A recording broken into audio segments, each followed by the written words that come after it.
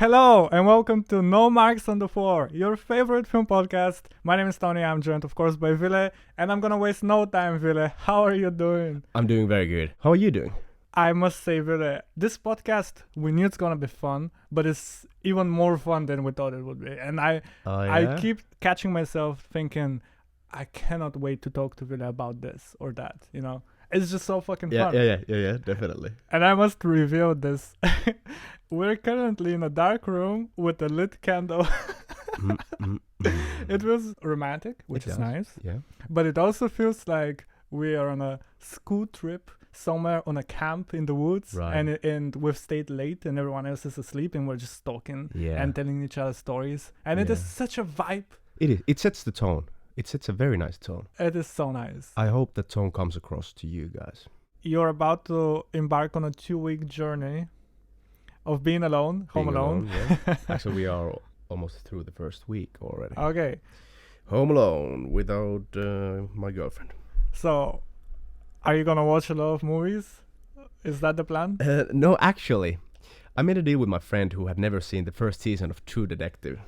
Okay. And I really love the first season of True Detective. It's way up there. It's so great. It's just like everything in that film is just perfect. The characters, they're so relatable.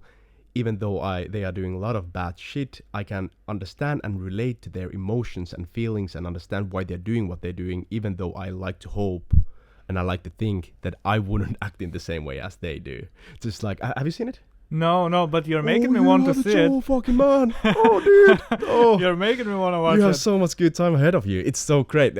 It's like there's this scene where the character Woody Harrelson plays, he hasn't mown his grass in his house. And then the character that Matthew McConaughey is playing, he's going to go there and mow his grass as a favor to him.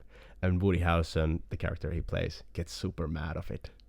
And it's just like small details like that. It's just like, I like to believe that I wouldn't get mad of that because that's just so fucking ridiculous. But I can, they have written it so well and they have acted it so well that you can understand the feelings and emotions those characters are going through.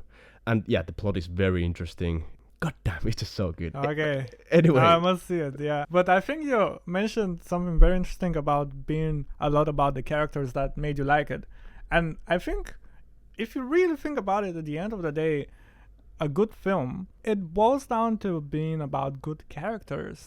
And it, as you were talking about that, I kept thinking about Martin Scorsese films, and I think that's why I like him so much, because his films just have those characters that are very human and real and interesting. Yeah.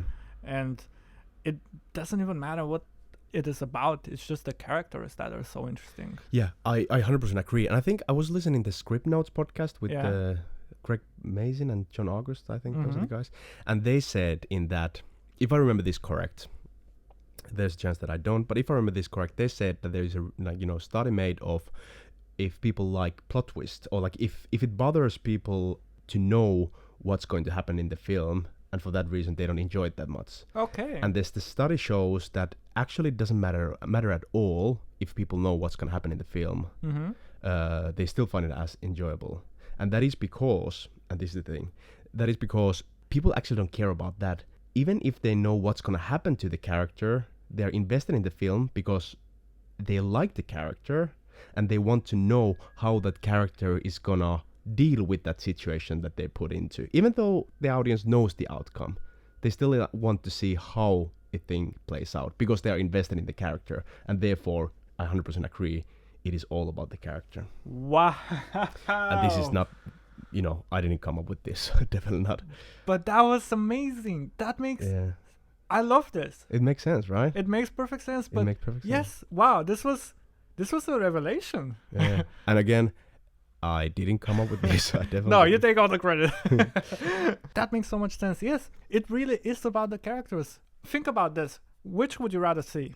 A movie with great plot that is really interesting in the terms of plot and what happens, but with boring-ish characters, or the opposite, just interesting characters that don't necessarily have an amazing plot twist and great plot points and all that. Which would you rather see? Amazing characters, 100%. Right? Dazed and Confused. Nothing happens in the film, but you like the character, so Exactly. it's a great film. I mean, I would also argue maybe Once Upon a Time in Hollywood was a little bit like that. Yeah, exactly. Actually, that's a very good I point. mean, That's it was like 2 hours of kind of people hanging out, Yeah, it was like just nothing driving actually around, happened. but it's so enjoyable. It is very enjoyable. Yeah, that's definitely true.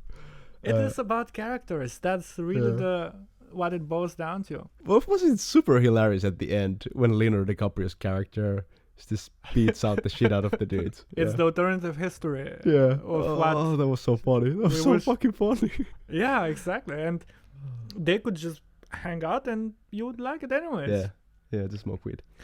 Which makes me think I've seen discussions about improvising on movies. And surprisingly to me, some people are really against it. Some people like it. Mhm. And I want to get a little bit into that, also hear what you think. But basically, it feels to me like if you allow the actor to improvise, you might get some things that you wouldn't think about Mm. as a writer or director. If you maybe give the actor all the context that they need to know about the scene, and then maybe give them a few bullet points of things that they need to hit to say, and then kind of like act it up as they want, Yeah. you'll probably end up getting some very unexpected and good things that you wouldn't hit otherwise. Yeah. Yeah, I would think so too. I feel like Curb Your Enthusiasm, they Yeah. improvise a lot, and you can also see it in it. And it definitely adds up to it. It makes a different experience to watch it when you see that the characters are improvising. I'm sure it happened a lot in The Office as well. And like you said, yeah, a lot of good things comes out of it. I'm sure of that. Because it depends what you're trying to, Yeah. do. But then they're like, yeah, well, yeah, why not? You can always let people improvise and see if it works or it doesn't, I think. I've seen though some criticisms of the modern comedies that it seems like they're very dialogue heavy based, Yeah. and it seems like a lot of it is just actors improvising with each other for 10 minutes and then in editing trying to cut it down to the funniest bits and maybe find the best moments, and then it turns out not as funny when people are just Interesting. improvising a bunch. Do you have yeah, I'm sure you need to be good at that. That's actually one thing I would like to see. Like, you just put great actors, great improvisers, and then just let them do exactly what they want to do. I think then you can get good stuff out of it, I would assume, at least. Yeah. But do you said the example you just gave, or you just said about the modern comedies and relying on long dialogues. Do you have an example? I mean, most of honestly modern comedies, I honestly don't think that there's been a really good comedy in the last, I don't know, maybe decade. And that is also highly subjective. That is Are you comedy. speaking about just comedy film? Yeah, comedy films. Comedy film, right? And that is highly subjective, right? Yeah. People like completely different styles of humor and completely different things they find funny.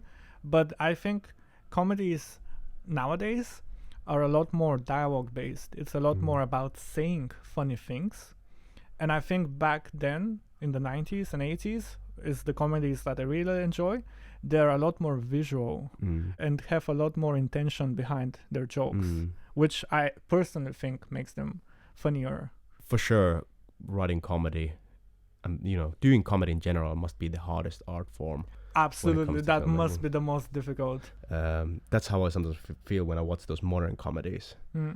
But obviously I'm wrong, because there are a lot of people enjoying those films, and good that they make those. Yet again, highly subjective. Highly subjective, yeah. It's just, I guess it's not made for me. There is something though that I would here's me saying something is subjective when it's not. But I'll give you an example for my sweet spot of comedies, those 90s and 80s. I would classify them as absurdist comedy, and we're talking about Airplane. Yeah, right. We're talking about The Naked Gun, Monty Python, this type of comedies. To me, those are the funniest type of comedies. Okay. Very subjective, but it is objective. That's what you like. But I will argue why I think they're funny. Because they have layers of visual comedy, and that's, I believe, very important. Sometimes there's jokes that are happening in the background that the actors don't even acknowledge, but it's kind of up to the audience to notice it, and then it will get a laugh out of you because it is funny and random and makes no sense, but it's obviously there for that intention and purpose. Basically, at all times, there's something on screen that has the purpose to make you laugh. Mm-hmm. It's not just the dialogue, but they just unlock the full potential of framing, of editing, of set design. They unlock, basically they have so many different tools to use of comedy rather than just the dialogue, that they use all of them to the fullest potential, and that's what makes it more funny. I'll give you an example. In The Naked Gun, the two characters go to the hospital, and they park the car in front of the hospital, and then the sign of the hospital, of the name of the hospital, is the hospital. Oh yeah, I remember that. Oh, yeah, Yeah. So this is just funny. I mean, that's objectively funny that the hospital is called the hospital. Yeah. And the sign is just there in frame. They don't acknowledge it. You don't have a close-up of the sign. It's just there. Yeah. But it's funny. Like that kind of layers of comedy I really miss for modern films, and I really wish to see again. Yeah, there's a specific type of stuff.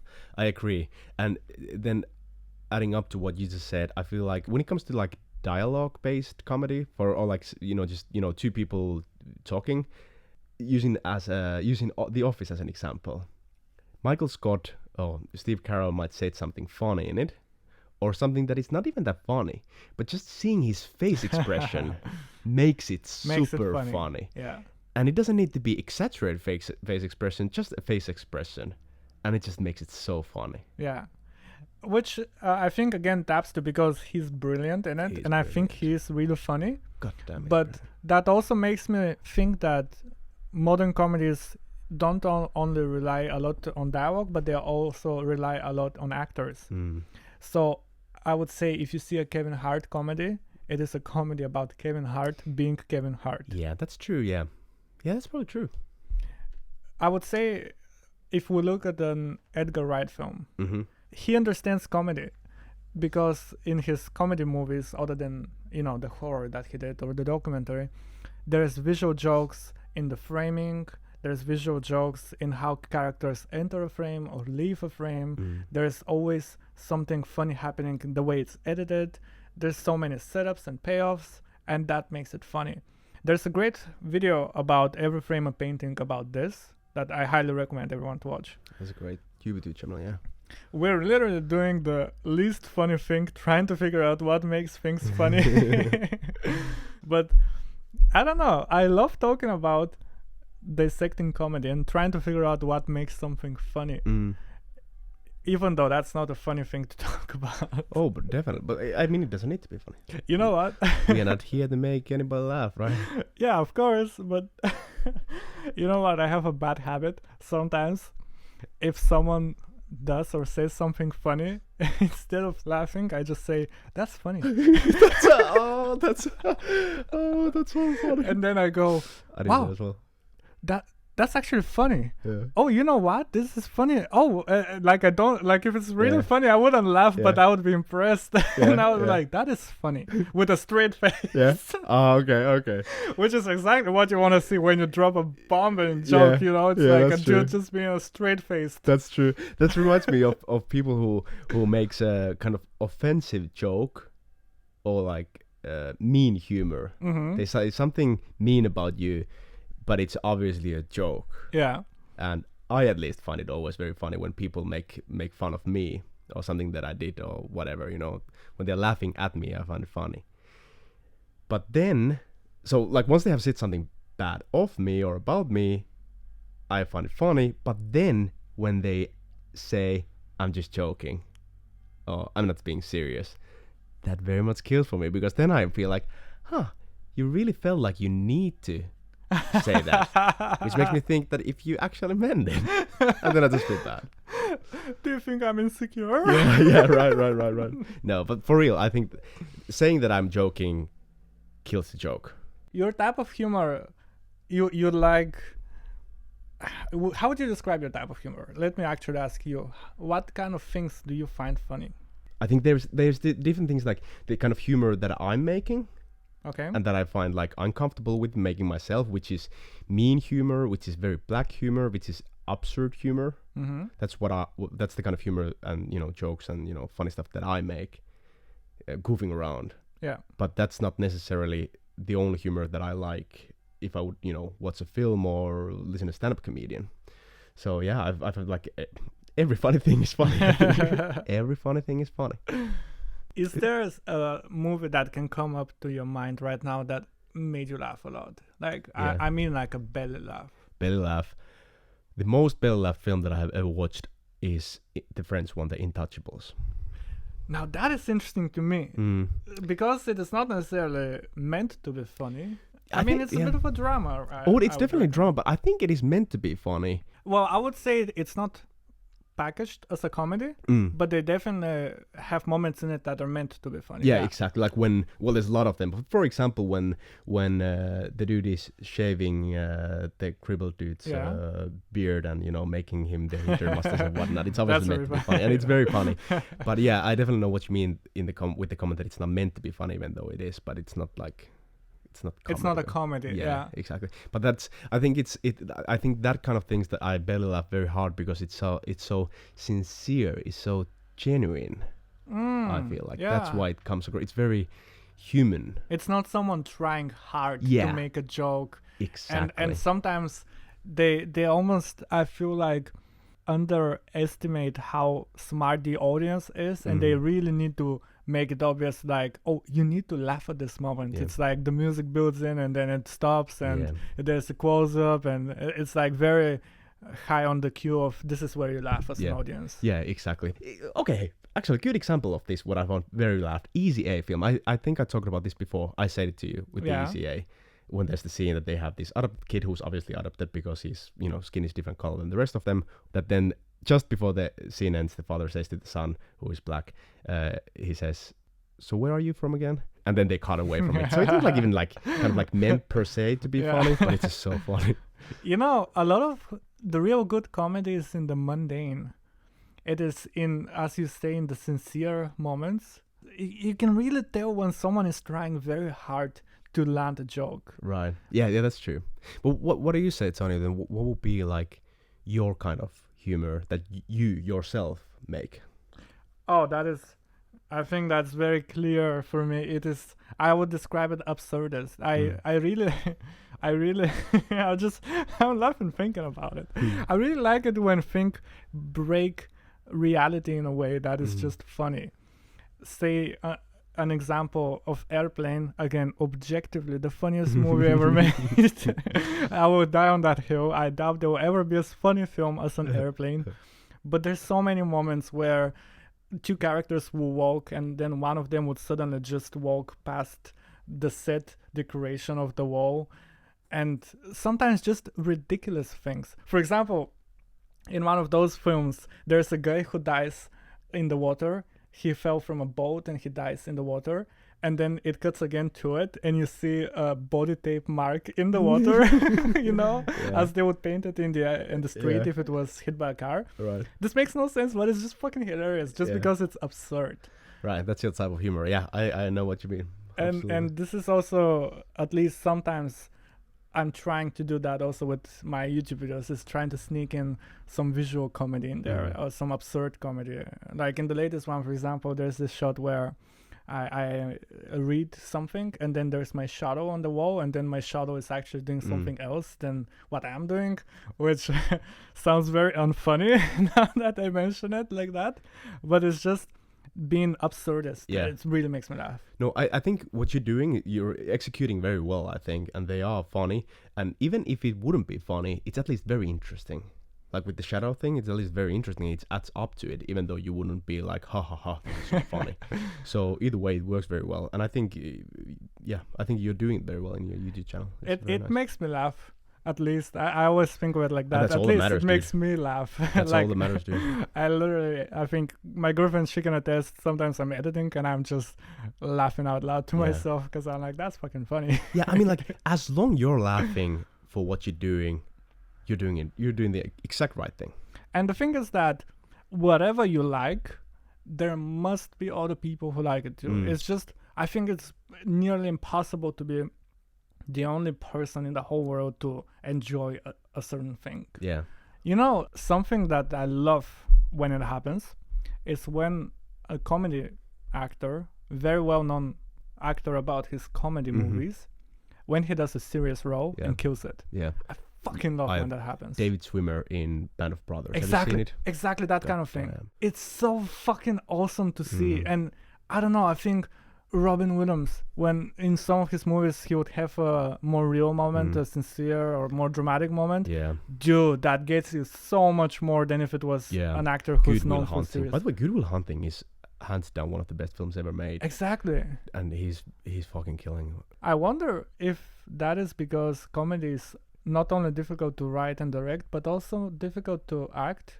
I wonder if successful comedy actors, you have to be a really good actor to be a very good, successful comedy actor. And that's why when they get a serious role, maybe that's why they're so good at it for the most part. Because you've already, passed the most difficult challenge. Maybe everything else after that is easier. I wonder. Yeah, definitely. Like Bob Odenkirk as well. I mean, he was very well known as a, comedic person before Breaking Bad. And he still has, his character is quite comedic. Very comedic, I would say, in Breaking Bad, but that's just like also in Better Call Saul. It just makes it so much interesting because he is this kind of very goofy person. But there's a lot of moments where we get to see like the true deep side of him, which makes it even more interesting. Yeah, maybe it is also because since you're used to seeing that person as a comedy actor and you feel extra bad for them because you're like, oh, this guy is so cheery and laughing all the time, and now he feels bad, and I feel extra bad because he feels bad. Yeah. Well, I don't think we should feel bad for any actors in any Hollywood films. I think they're good. I think they're doing okay. I remember when I was a kid, and I would see a movie with my grandparents, and someone would die in movie and I would feel bad, and my grandpa, he would always say the same thing. He would be like, he's eating a steak in some restaurant right now. Because I don't think I understood at that point that they don't really die when they die. Yeah. So he was trying to make you feel better. So he was always saying pretty much what you said. Don't worry, they're fine. Yeah. Oh, that's nice of him. That's a nice way to put it. Yeah. Comfort the child, yeah. Now, Ville. Yeah. There's something that I've been dying to talk to you about. All right. And there's a little bit of a backstory to it. But recently I saw a movie that kicked it in even more. Right. All right. Okay. So a movie that you have never seen before. I've never seen before. I saw it in the theater. It was Black Adam. Okay. Yeah. So okay. It's the new movie, with The Rock. He's playing a superhero. Yeah. But it's actually not about the movie itself. But it was something that I've been thinking about for the longest time. And it is so fucking funny. Okay, so hear me out. Yeah. I feel bad for the low-ranking bad guys in movies. Think about James Bond, Mission Impossible, this kind of movies, right? Right. So the main guy, the hero, he sneaks in at the party that the bad guy is holding at his mansion, right? Okay, yeah. And as the main guy sneaks, he just sneaks behind the security guard and snap his neck. All right, yeah. And he just kills 12 people on his way to the bad guy. And every time I see this, I think, this guy was just at work. Oh yeah, that's true. He was just having a normal night shift, being a security guard at some party, right? And you just go and snap his neck, right? And damn, that's true. We never think about those guys. Those guys are waiting to their shift end and go back to their kids. Exactly, that's what I'm thinking. He's he has an insurance. He doesn't even know that he's a security guard to this secretly evil guy, right? He's just at work. Fuck that. So did James Bond, he's bad guy? It happens all the time, right? Yeah. I just think how they always kill them so unceremoniously, as in it just happens and no one thinks anything about it. Oh yeah, he just snapped the neck of this guy and moved on. Right. Is the assumption there that because they work for the bad guy, they must be bad guys as well? I guess, but that's my argument, that I don't think they are. I'm talking about the very low-ranking nobodies. Right, the security guard at the door, who is just, he doesn't know anything. Yeah, right. He doesn't know about the plan. Or she. It's just literally a very low-rank bad guy. Oh, that's true. But how was the film itself then? It was okay. I would give it an okay. It was what it is. But the thing is that last week maybe or the week before there was this day in Denmark, which was a cinema day, and the tickets were very cheap for all cinemas. And I just thought, what is the most cinema movie right now that it would actually make more sense to see in a cinema that must be rather than at home? Yeah, that makes sense. This makes me think, do you think that there's such a thing as a cinema movie? 100%. Yeah? I watched the newest Top Gun, and I watched it from TV at home, and I regretted right after the first 10 minutes. I was like, God damn, I should have gone to watch this in film theater. Yeah, it's completely different experience, right? Yeah, 100%. This actually reminds me when I saw Dune in cinemas. Yeah. And then I saw it at home.